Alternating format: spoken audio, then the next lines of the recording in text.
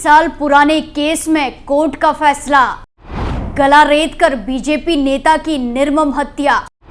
PFI के 15 सदस्यों को मौत की सजा। नमस्कार, कैपिटल टीवी में आपका स्वागत है और मैं आपके साथ प्रिया बिस्ट। अब वक्त हो चला है ऐसे मुद्दों पर विस्तार से बात करने का जो जनता, राज्य, देश और पूरी दुनिया पर असर डालते हैं।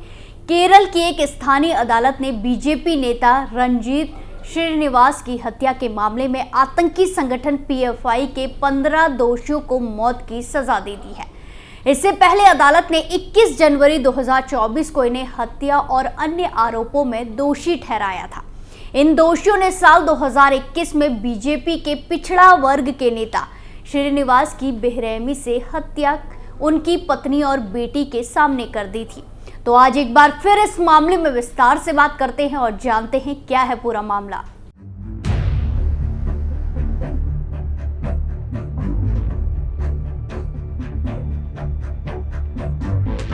केरल की एक कोर्ट ने प्रतिबंधित इस्लामिक संगठन पॉपुलर फ्रंट ऑफ इंडिया यानी कि पीएफआई के 15 कार्यकर्ताओं को बीजेपी नेता की हत्या के मामले में मौत की सजा सुनाई है। बीजेपी की ओबीसी विंग के नेता रणजीत श्रीनिवास की 19 दिसंबर 2021 को हत्या कर दी गई थी।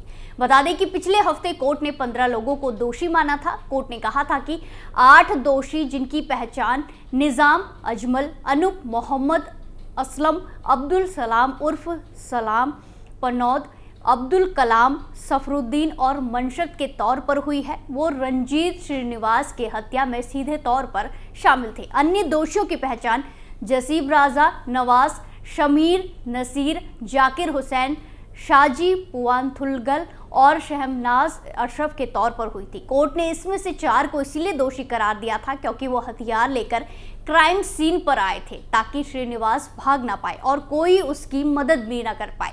बाकी 3 ने हत्या की साजिश रची थी। जहां ये सभी आरोपी अल्पुझा के ही रहने वाले हैं और प्रतिबंधित इस्लामिक संगठन पीएफआई और इसकी राजनीतिक शाखा एसडीपीआई से जुड़े हुए हैं। इन दोषियों में शुरुआत 8 को रंजीत की हत्या में सीधे तौर पर दोषी माना गया है। इन पर कोर्ट ने धारा 302 के साथ साथ 4 और धाराएं लगाई हैं। वहीं आपको बता दें कि दोषी नंबर 9 से 12 को लेकर ये तथ्य सामने आया है कि बाकी जब 4 आरोपी रंजीत की हत्या कर रहे थे तब ये दोषी उनके घर के बाहर खतरनाक हथियारों के साथ पहरा दे रहे थे। इसके अलावा 13वें और 14वें और 15वें दोषी को इस हत्या की साजिश रचने और हत्या के मामले में दोषी करार दिया है। कोर्ट के सामने इस मामले में पुलिस ने आरोपी अनूप के फोन से बरामद एक हिट लिस्ट रखी थी। इस केस में बहुत बड़ा सबूत बना। इस हिट लिस्ट में रणजीत श्रीनिवास के साथ 150 से अधिक लोगों के साथ नाम आए थे। इनमें बीजेपी और हिंदू संगठनों के कई नेताओं के नाम भी शामिल थे। वहीं आपको बता दें कि मवेली कर्रा एडिशनल डिस्ट्रिक्ट जज वीजी श्रीदेवी ने फैसला सुनाया। विक्टिम के वकील ने बताया कि सजा पाने वाले सभी आरोपी ट्रेंड किलर स्क्वाड का हिस्सा थे। जिस क्रूर और निर्मम तरीके से विक्टिम को उनकी मां, पत्नी और बच्चे के सामने मारा गया था, ये रेयरेस्ट ऑफ रेयर क्राइम की श्रेणी में आता है। वहीं घटना को लेकर पुलिस ने बताया था कि 19 दिसंबर 2021 को जब रणजीत श्रीनिवास अल्पुझा शेट्टी के अपने घर पर मॉर्निंग वॉक के लिए तैयार हो रहे थे तभी हमलावर उनके घर में घुस गए। इस दौरान उनकी मां, पत्नी और बच्ची भी घर पर मौजूद थे। इन हमलावरों ने बीजेपी नेता की बेरहमी से पिटाई की। गंभीर चोटें आने की वजह से रंजीत ने मौके पर ही दम तोड़ दिया था। रंजीत ने कुछ समय पहले ही विधानसभा चुनाव में भाजपा उम्मीदवार के तौर पर इलेक्शन लड़ा था। वो पेशे से एक वकील थे। दरअसल केरल में बीजेपी नेता रणजीत श्रीनिवासन की हत्या से एक दिन पहले ही अलापुझा जिले में social democratic party of India के प्रदेश सचिव के.एस. शान की मृत्यु हो गई थी। बताया गया कि 18 दिसंबर 2021 की शाम 7 बजे के करीब शान बाइक से अपने घर जा रहे थे। तभी मन्नाचेरी के पास एक तेज रफ्तार कार ने उन्हें टक्कर मार दी और कार से बाहर आए लोगों ने उन पर लोहे की रॉड से हमला कर दिया। इससे शान गंभीर रूप से घायल हो गए थे और कुछ घंटे बाद कोच्चि के एक अस्पताल में शान की मौत हो गई। उनके शरीर पर 40 से ज्यादा चोटों के निशान भी थे। एसडीपीआई का आरोप था कि शान की हत्या में राष्ट्र स्वसेवक संघ आरएसएस से जुड़े कुछ लोग शामिल थे।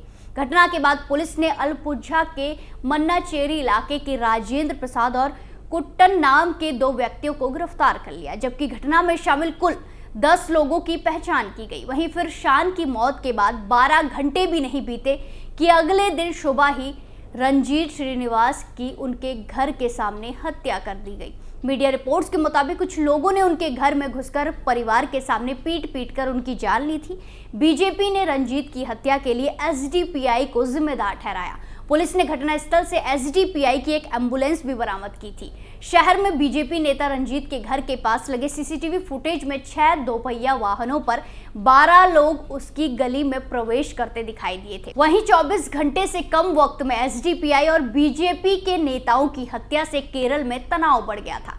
बीजेपी और एसडीपीआई ने इन हत्याओं के लिए एक दूसरे पर आरोप लगाए थे। बीजेपी के राष्ट्र महासचिव सीटी रवि ने कहा था कि सीपीएम के नेतृत्व वाली केरल सरकार ने भगवान के देश को जिहादियों के स्वर्ग में बदल दिया है। वहीं केंद्रीय मंत्री वी मुरलीधरन ने भी हमले की निंदा की थी। उन्होंने केरल में गुंडा राज का आरोप लगाया और कहा कि राज्य हत्या के मैदान में बदल रहा है। वहीं एसडीपीआई ने आरएसएस कार्यकर्ताओं पर हमले की साजिश रचने का आरोप लगाया था। पार्टी प्रमुख एमके फैजी ने सोशल मीडिया पर लिखा कि ये घटनाएं राज्य में सांप्रदायिक हिंसा पैदा करने और सद्भाव को बिगाड़ने के लिए संघ परिवार के एजेंडे का एक हिस्सा है।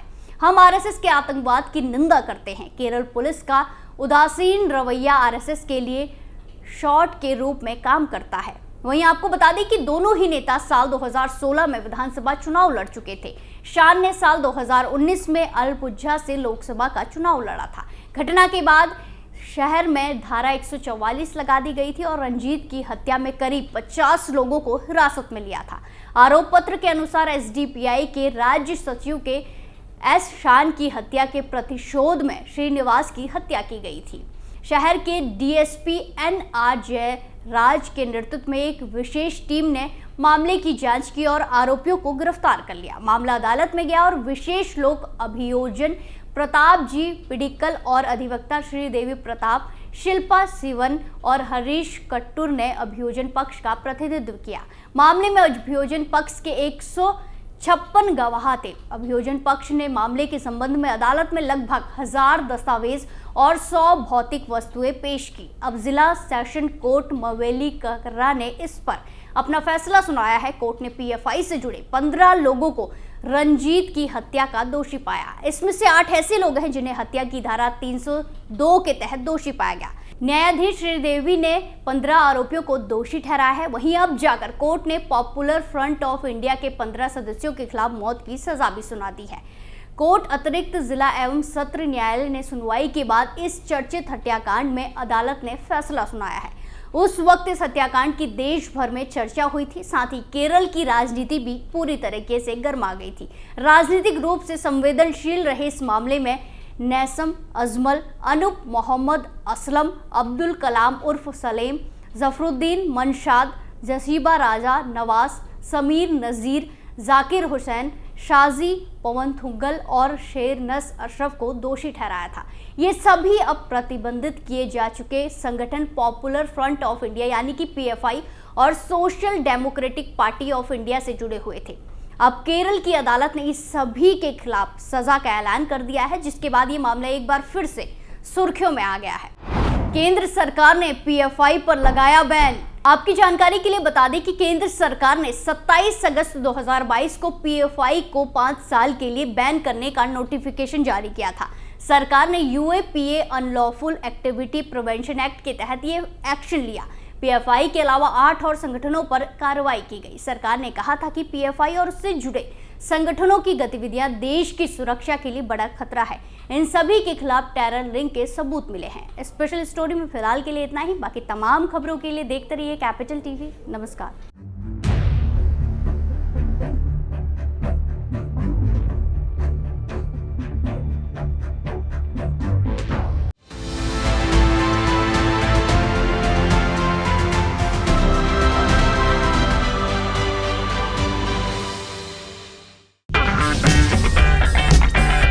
अगर आपको हमारा वीडियो पसंद आया हो तो इसे लाइक करें, हमारे चैनल को सब्सक्राइब करें और हाँ, बेल आइकन दबाना ना भूलें ताकि आप तक हमारे वीडियो की नोटिफिकेशन पहुंचती रहे।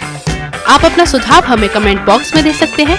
हमारे साथ जुड़ने के लिए शुक्रिया।